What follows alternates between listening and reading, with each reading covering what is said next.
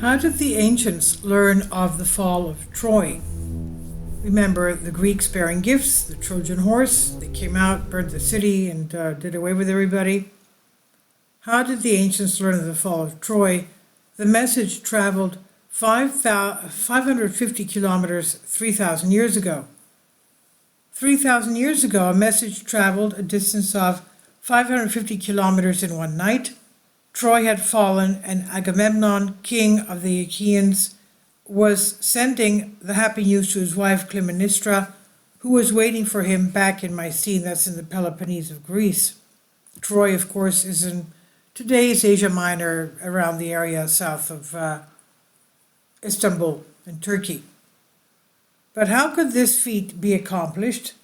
A man was impossible to cover this distance in just a few hours. Not even a ship could cross the Aegean so fast.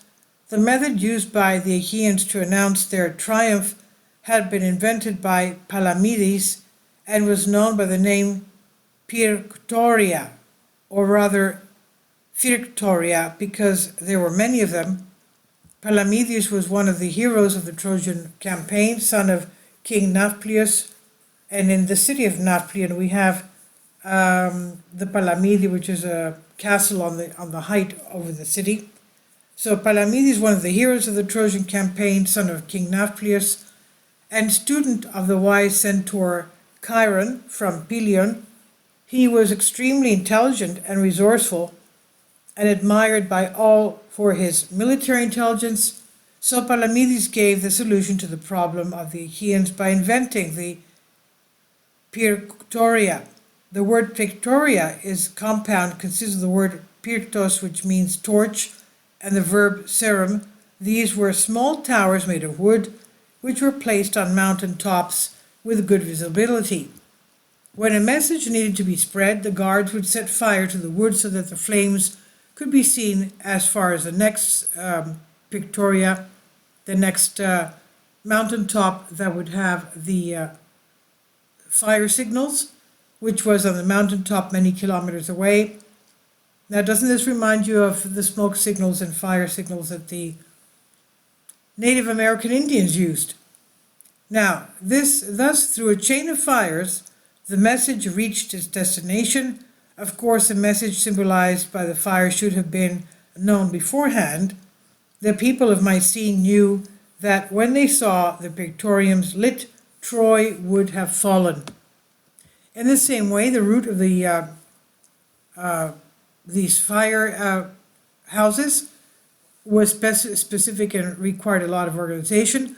Mountaintops had to be chosen that were visible from great distances, but that people could climb to build, maintain, and at some point light the fires. Agamemnon's pictoriums covered 550 kilometers and followed the following route: Troy, Ida, Hermaeus of Lemnos, Mount Athos in northern Greece, Mykisto of Evia Island, Mesapio of Viotia, Kytheron, Aegiplankto, Arachneo, the palace of Mycene. And when did they conquer the city? Clytemnestra, in the night I told you, when the light gave birth to this dance. So quickly, who would come with a messenger? Hephaestus, bright, sending light from Ida, trading the ready fire one with another. The flames brought it there. This is what I am telling you about the sign from Troy and the oracle my husband has sent me. This is from Aeschylus, Agamemnon 263 to 304 excerpts. The igniters, pictoria, were used for centuries, even in the Byzantine Empire.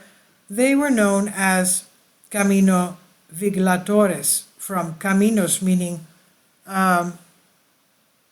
chimney igniters. So, meaning fire, and the word vigila, which comes from Latin and means watchtower. In 532 AD, the Empress Theodora used smoke detectors to alert the general Belisarius, who had taken it upon himself to suppress Nica's stand. Another reference to the important role of chimneys sweeps was made by Nicephorus Phocas in his work Periparadromis, where he mentions that they were used to warn the civilian population that enemies were approaching so that they could, of course, take measures and hide and save themselves, according to ancient mysteries writings. So, it's basically the same as what the Native Americans had. Please leave your comments and thank you for your support. Finally, support my Patreon account. The daily posts are 5 videos daily and they are totally different from what I have on my YouTube channel. Thank you so much for your support and that you find all my content so interesting. You'll find the Patreon account details in the description box below.